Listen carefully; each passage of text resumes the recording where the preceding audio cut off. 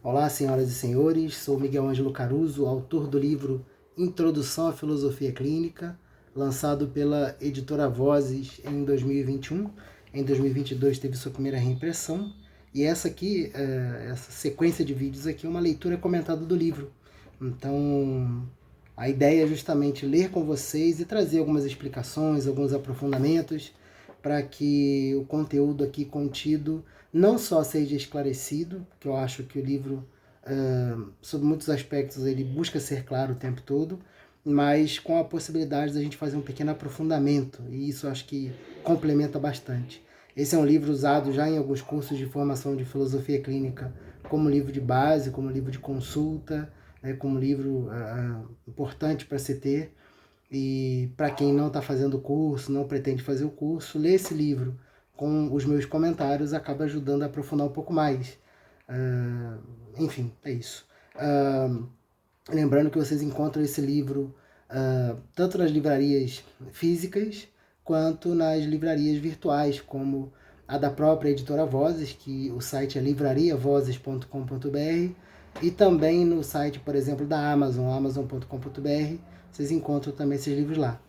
Uma sugestão que eu faço é que sempre que vocês forem comprar livros e veem que os sites acabam vendendo às vezes um pouquinho mais barato do que as livrarias físicas, levem em conta que as livrarias físicas têm uma série de gastos que as livrarias virtuais às vezes não têm. Né? E eu acho que até para ajudarmos a cultivar as livrarias nas nossas cidades, né? Cultivar a cultura, manter um espaço onde as pessoas possam ver o livro, abrir, cheirar, né? Virar as páginas, ler um pouco, ter a impressão ali ter a experiência do toque no livro. Eu acho que é interessante de vez em quando a gente comprar nas livrarias físicas, caso você tenha preferência para comprar nos sites de venda, tá bom? É isso, então vamos continuar aqui. O capítulo hoje está na página 40, no qual a gente vai falar, o título aqui é a queixa inicial. E antes de começar a ler, eu quero trazer aqui uma coisa muito importante, que complementa, lógico, o texto que está aqui presente.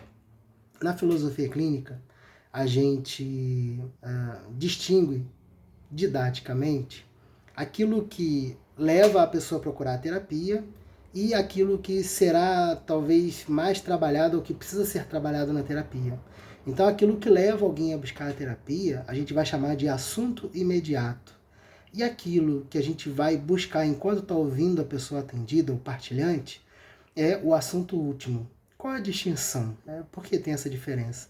Bom, é porque nem sempre aquilo que aparentemente leva alguém a procurar a terapia, uma briga no casamento, uma insatisfação no trabalho, uma tristeza recorrente, um incômodo que tem gerado insônia, uma angústia, ter que lidar às vezes até com uma questão de problema de saúde, qualquer coisa nesse sentido, tudo isso pode ser um motivo aparente de alguém procurar a terapia porque acha que alguma coisa está errada.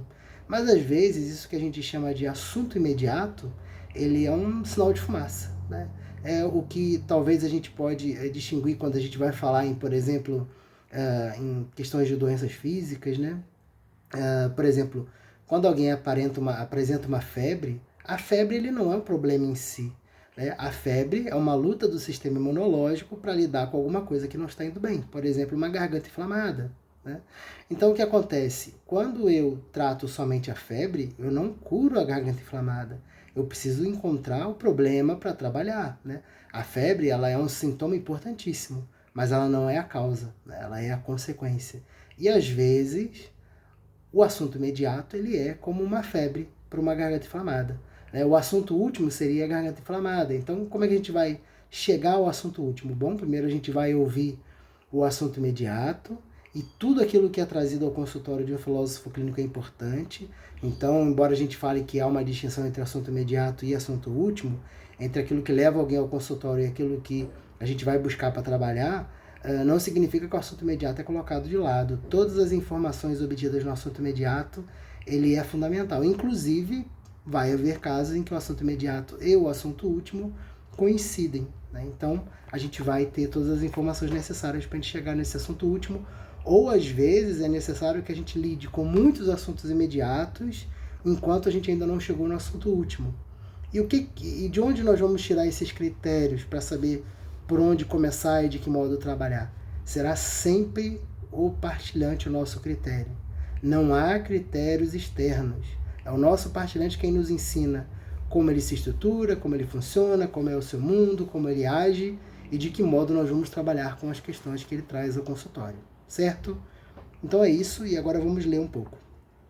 Remetendo lá aquele primeiro texto do livro, né, que é uma possível clínica, né, que a gente relata, no trecho que eu tenho lá no início do livro, eu digo: o relato que trouxe a pessoa à terapia pode durar minutos, semanas ou meses. E aqui vai uma explicação para continuar, né? Em outras palavras, a terapia começa com aquele que parece o motivo pelo qual a pessoa procurou o filósofo clínico. O próprio processo de fala costuma promover um bem-estar pelo tom de desabafo que viabiliza, mas esse é só o começo da terapia. Por isso é necessário saber o momento de ir além. Então, o primeiro momento que a gente deve levar em conta é que o início de uma clínica é o início de uma acolhida, de um processo em que a pessoa vai perceber a interseção dela com o filósofo clínico. Geralmente, quando as pessoas me procuram para terapia, eu convido a pessoa a fazer uma primeira sessão, né, e essa primeira sessão é totalmente sem compromisso. Por quê? É a partir dessa primeira sessão que a pessoa vai decidir se ela vai querer continuar ou não. Porque por mais que eu busque ser o melhor terapeuta possível, por mais que eu estude, que eu me aprofunde, que eu queira ser um ótimo terapeuta, não é somente as minhas habilidades que vai contar no momento do encontro compartilhante. A interseção estabelecida entre nós é fundamental e pode ser o ponto que vai viabilizar ou um espaço para que a pessoa fique à vontade e possa se abrir e a terapia aconteça, ou servir de impedimento para que essa pessoa continue a terapia. Então, é importantíssimo levar isso em conta. Aquele momento, aquele espaço de acolhida. E, a partir do momento em que há essa acolhida e a pessoa começa a se abrir para o filósofo clínico, aí temos uma coisa muito bacana. Em muitos casos, só o fato da pessoa se abrir, e aí o só aqui é muito entre aspas, né? Já é um passo terapêutico fantástico, porque a pessoa já consegue colocar para fora, vai ficando à vontade, vai conseguindo tirar o peso, às vezes, daquilo que carrega dentro de si, e isso já vai tendo um excelente efeito terapêutico. E olha que é um passo inicial, há muitos outros passos a serem dados, e isso é importantíssimo levar em conta, né? Continuando, e aqui também eu cito de novo um trecho daquele texto que está no início do livro. Quando se sabe que o relato chegou ao fim? Pelas repetições ou um silêncio continuado, o que pode dar indício de que a pessoa esgotou sua queixa inicial. Então aqui tem um ponto, né? Quando uma pessoa traz aquilo que a gente chama de assunto imediato, a gente vai ouvir esse assunto imediato até esgotar, né? No início, quando a filosofia clínica começou a ser ensinada, tinha-se como um dos critérios a ideia de que às vezes a pessoa traria um assunto imediato que duraria 20 minutos e a partir dali a gente já pularia para outra parte da clínica. Hoje, e já há muitos anos isso acontece, não é mais assim que funciona, né? A gente leva em conta que quando a pessoa traz sua queixa inicial, ela pode durar de 5 minutos a, sei lá, 4, 5, 6 sessões, porque a pessoa tem muita coisa para pôr para fora. E quando é que eu sei que terminou o assunto imediato? E aqui eu coloquei alguns critérios, logo nessa citação, mas depois eu desdobro um pouco mais. O primeiro era pela repetição, então assim, quando a pessoa começar a repetir, não significa que terminou o assunto imediato. Às vezes eu preciso repetir para retomar um tema e dali desdobrar trazendo conteúdo novo. Enquanto o partilhante estiver trazendo conteúdo novo no seu assunto imediato, a gente está ali atento esperando aquele assunto imediato se esgotar. E enquanto ele não se esgota, todas as informações trazidas no consultório são importantíssimas. Nada é deixado de lado, nada se perde, tudo ali é aproveitado para compreensão daquela pessoa que está sendo atendida. Um silêncio continuado, então às vezes a pessoa terminou de falar e ela fica em silêncio. A gente pergunta se ela pode continuar, se ela quer continuar, se tem mais alguma coisa. Ela pode dizer que não, e aí sim a gente dá um outro passo no caminho da clínica. Ou até quando a pessoa avisa, olha, eu não tenho mais nada a dizer, é só isso aqui mesmo, Agora eu quero saber de que modo você pode me ajudar. E a gente vai dar um outro passo na clínica, que aqui eu já vou dar um spoiler, né, um adianto, que é ouvir a história de vida da pessoa atendida. É um dos caminhos fundamentais. E a gente deve levar em conta que, às vezes, o assunto imediato ele vem tão recheado de informações que a história de vida, que seria uma coisa que a gente ouviria depois, ele já aparece permeada no assunto imediato.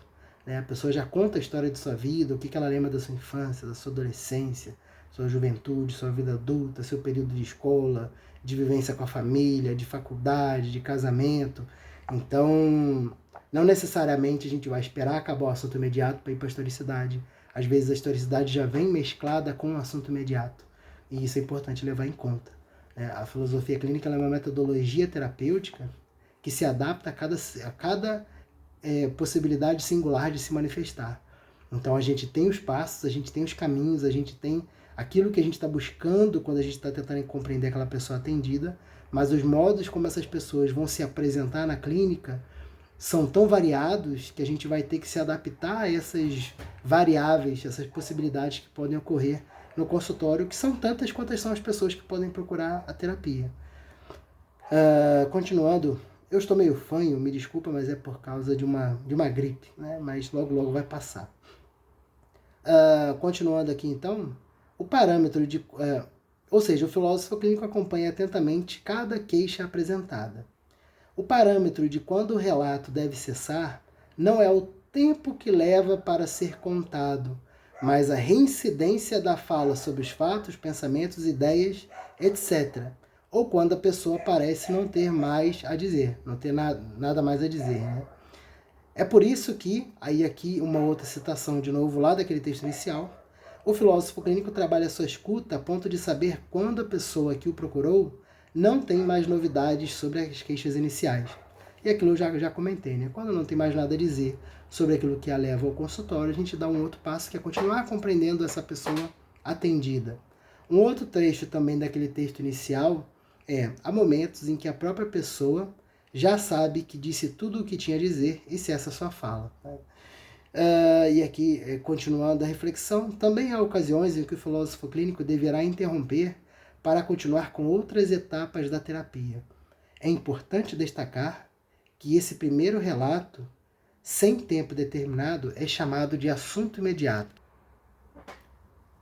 O assunto é como a febre, e aqui aquele exemplo que eu dei. Embora um antitérmico possa baixar ou cessar a febre, sua causa pode não ter sido conhecida ou cuidada. Então não adianta eu querer ficar dando remédio. E aqui, no caso de uma febre, por exemplo, a gente às vezes tem causa física. Mas há questões sobre a suposta doença mental, que aqui há muitas controvérsias que não cabe eu trabalhar aqui, mas que é interessante ser levado em conta, que às vezes a pessoa vai tomar uma medicação para abafar os sintomas que às vezes são necessárias demais para aquela pessoa. Então, uma pessoa está ansiosa, aí eu dou um remédio para acalmar, para tirar a ansiedade. Essa pessoa vai dizer, eu estou bem agora porque eu já melhorei. Né? A ansiedade passou. Mas essa ideia de ansiedade, essa pessoa que está sentindo uma certa ânsia, uma inquietação, isso pode vir de um emprego que a pessoa está insatisfeita há muitos anos e está arrastando aquele emprego ali. Às vezes está em um relacionamento que essa pessoa já tinha que ter ido embora e não foi, que não deixou aquele relacionamento. Está numa situação triste, num lugar que não vale mais a pena ficar, está numa opção, uma proposta de troca de emprego que ela está com medo de dar o passo, e tudo isso pode estar gerando essa inquietação. Essa inquietação ela pode ser o sinal, o alarme, para mostrar, olha, muda, né? Muda. Enquanto no caso de uma doença física, né? A questão da febre, por exemplo, é um indício de que a garganta está inflamada. E eu preciso dar antibióticos para que aquela garganta deixe de ficar inflamada, para que aí sim a febre baixe. No caso da questão dessas inquietações, de uma ansiedade, de uma depressão, que são termos que na filosofia clínica a gente não usa, a gente não trabalha com esse conceito de doença mental, que seja, né? Mas essas manifestações que aparecem no consultório, eles são uma febre. E a mudança não está na medicação. A medicação ela vai diminuir os sintomas, mas a causa vai provavelmente vai continuar lá. Então, de que modo que a gente vai trabalhar? Bom, a terapia é o caminho. Então, a terapia vai ajudar essa pessoa a identificar o que não anda bem na vida dela e que pode ter gerado essas inquietações, essas insônias, e aí sim a gente trabalha. É claro que há casos em que a questão fisiológica também conta, né? E o filósofo clínico ele é preparado também para isso. Às vezes, indicar que a pessoa procure, por exemplo, um endocrinologista para ver uma questão hormonal que não está indo bem, para ir às vezes ao nutricionista, porque às vezes falta vitaminas na estrutura daquela pessoa e a ausência de vitaminas pode gerar alguns problemas. Né? Vocês levarem em conta, por exemplo, que a ausência de vitamina D, que pode estar muito escassa em algumas realidades, porque as pessoas não estão tendo tanto tempo, às vezes, para pegar sol, né? A ausência de vitamina D pode gerar um grande cansaço. A ausência de vitamina B12 pode gerar até confusão mental. Então, há sim questões fisiológicas, mas não enquanto uma questão de doença, muito mais uma falta de uma substância, de alguma coisa que, se bem cuidada, se bem tratada, a pessoa volta a ficar no seu eixo e pode continuar dando prosseguimento na terapia, se esse for o caso. Continuando, assim, uma infecção viral, uma inflamação, uma reação psicossomática ou quaisquer outras causas podem ser ignoradas após a temperatura baixar. Por isso que devemos tomar cuidado com alguns remédios. Porém, o que gerou a febre está presente e o aquecimento corporal, que é inclusive uma forma de combatê-lo, pode piorar. Não sei se vocês já ouviram falar nisso, mas alguns sintomas daquilo que a gente considera doença, como por exemplo a febre, ele é um modo de combater os vírus que estão invadindo o nosso corpo. É um modo de defesa. Então, se eu ataco a febre, às vezes eu estou dando chance para aquele vírus se multiplicar e para que antes era só um início, pode ficar muito mais complicado. Desse modo, o filósofo clínico compreende o assunto que leva a pessoa ao consultório como a febre, como um sintoma. Há situações em que o assunto imediato coincide com o que deverá ser trabalhado na terapia. Lembra que no início desse vídeo eu falei, o assunto imediato pode coincidir com o assunto último. Isso não é impossível de acontecer. Mas há casos nos quais a questão a ser trabalhada está oculta e somente uma escuta minuciosa e um aprofundamento na história de vida do partilhante pode ser capazes de revelá-la. Então há casos em que eu vou precisar ouvir muito aquela pessoa ao longo de algumas semanas para identificar o que de fato está acontecendo e de que modo eu posso auxiliá-la. Se o que pode levar a pessoa ao consultório é o assunto imediato, o que será trabalhado é chamado de assunto último. O que não significa que eu não vou trabalhar o assunto imediato. Às vezes, o início da clínica vai ser muito em torno do assunto imediato. A ideia é que assim, eu ouço o assunto imediato e busco o assunto último. Mas há casos em que eu preciso trabalhar com o assunto imediato, com aquelas queixas iniciais, quase que como uma forma de procedimento emergencial. Mas eles estão ali e são necessários. Ambos fazem parte de uma das categorias desenvolvidas na filosofia clínica. O assunto último é o cerne da questão, equivale à causa da febre no trabalho médico. Continuando. Por isso, o filósofo clínico cuida para não agendar ou realizar algum procedimento clínico no assunto imediato até que o assunto último seja encontrado. Isso aqui é uma explicação didática que eu trago, porque há uma ânsia, às vezes, e eu já acompanhei isso supervisionando estágios, de alunos que quando começam a atender se compadecem tanto daquele assunto imediato que já querem afobadamente tratar aquele assunto imediato, ajudar aquela pessoa naquele problema. Só que a gente está em busca de saber, de conhecer um pouco mais essa pessoa e de compreender estruturalmente. Então, assim, há casos em que eu vou precisar trabalhar o assunto imediato. Mas isso não significa que sempre será assim. Isso deve ser levado muito em conta. Há casos em que eu vou precisar há casos em que eu vou precisar trabalhar o assunto imediato. Há casos em que eu vou precisar esperar o decorrer da fala sobre o assunto imediato para buscar o assunto último. Eu preciso levar em conta que ao longo das sessões esse assunto imediato ele é atualizado, então eu preciso ver os desdobramentos desse assunto imediato. Esse é um critério também que a gente utiliza na clínica. Então a gente busca saber o dado atual, ou seja, o que andou mudando na vida dessa pessoa como um todo. Mas também a atualização do assunto imediato. De que modo esse assunto imediato está se apresentando ao longo das sessões?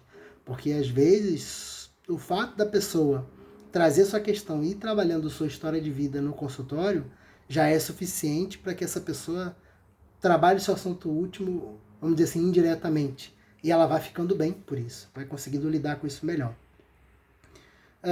Continuando. Qualquer ação sem o reconhecimento do que deve ser trabalhado pode, inclusive, escondê-lo ou gerar uma série de outros problemas. Então, se eu vou com muita sede ao pote e quero resolver o assunto imediato, sem o certo cuidado de saber que às vezes eu estou muito afobado querendo ajudar essa pessoa, mas eu ainda preciso ouvi-la durante mais um tempo, eu posso começar a trabalhar com algumas questões e não continuar escutando essa pessoa o suficiente para compreendê-la melhor. Então eu preciso ficar muito atento a isso. Continuando. Esse reconhecimento do assunto último inicia com os chamados exames categoriais. O assunto imediato e o último fazem parte de um dos 5 aspectos ou categorias trabalhados pelo filósofo clínico a fim de contextualizar a pessoa e conhecer sua estrutura de pensamento. Os procedimentos clínicos serão frutos desse processo, que envolve a escuta e compreensão da historicidade do partilhante. Nas páginas a seguir eu apresento e aprofundo um pouco mais esses pontos, mas nesse primeiro momento é importante levar em conta isso. Eu tenho os exames categoriais, a estrutura de pensamento e os submodos, que são caminhos necessários para eu compreender aquela pessoa que eu estou atendendo. Os exames categoriais me dão não só o assunto imediato e o último, mas me dão o contexto no qual essa pessoa se encontra e de que modo esse contexto exerce alguma influência sobre ela, positiva ou negativa, né? Ou neutra, mas de que modo se dá essa interação. A estrutura de pensamento é como é que essa pessoa se constitui internamente, de que modo isso ocorre, como ela funciona internamente, podemos dizer assim. E os submodos é o modo como essa pessoa viabiliza quem ela é, de que modo ela age. E eu compreendendo esses 3 aspectos em sua alta complexidade própria de cada pessoa, aí sim eu entendo o que está acontecendo, entendo como essa pessoa se estrutura, e aqui a gente tem uma perspectiva bastante estrutural de como é que essa pessoa é, e aí sim eu vou auxiliá-la. Aí sim, depois que a gente já tem uma boa base, uma boa informação, pouco a pouco a gente já vai fazendo as intervenções, os trabalhos para auxiliar essa pessoa da melhor maneira possível. E os resultados são muito bacanas quando a gente dá alguns passos assim. Então, paciência para os filósofos clínicos que estão começando, porque é importante entender bastante a pessoa antes de poder começar a agir em prol de auxiliá-la. Leve em conta que o auxílio que a gente pode oferecer nas primeiras sessões é a acolhida, é a abertura, é fazer a pessoa perceber que naquele espaço ela não é julgada, ela não é condenada, e ali é uma possibilidade dela se abrir e se sentir bem para poder, ao trazer suas questões, ser auxiliada pelo filósofo clínico. É isso. Semana que vem a gente volta, a gente dá continuidade aí às categorias na clínica, a gente vai dar uma aprofundada nessa questão dos exames categoriais e depois a estrutura de pensamento, depois os submodos e daí por diante. Então é isso, um grande abraço. Não se esqueça, por favor, de deixar o like de vocês se vocês gostaram. Eu tenho visto aí que tem havido bastante gente chegando para acompanhar o conteúdo, mas eu não vejo o pessoal interagir com o conteúdo. E isso dificulta o próprio YouTube a entregar esse conteúdo para mais pessoas. Então, se vocês puderem deixar um comentário de vocês, se vocês puderem, inclusive de dúvidas sobre aquilo que eu ando apresentando, ou sugestões, se vocês puderem deixar o like, inclusive se inscrever no canal, tem o sininho para vocês receberem notificações. Vocês estão vendo aí que vocês só vão receber notificação de conteúdo mesmo, então acho que vale a pena, não é o que vai encher o espaço de vocês de notificação, e eu acho que isso tanto ajuda vocês a poderem acompanhar melhor o meu conteúdo, quanto me estimulam a continuar produzindo esse conteúdo. E como eu já disse já em outros momentos, em breve, além da leitura comentada desse livro, haverão mais conteúdos. E mais uma coisa também importante, na descrição tem um link em que vocês podem fazer o download gratuito de um e-book que eu fiz, curtinho, muito fácil de muito fácil leitura, um e-book curtinho onde eu faço uma breve introdução à filosofia clínica. Então, para quem gosta de ler, né, até mais ou ao mesmo tempo em que gosta de assistir vídeos, além, lógico, da indicação sempre da introdução à filosofia clínica, eu faço aí, eu sugiro que vocês leiam também a Filosofia Clínica, Breve Introdução, que é um e-book que eu escrevi recentemente e disponibilizei gratuitamente para as pessoas, tá bom? Um grande abraço e até o próximo vídeo.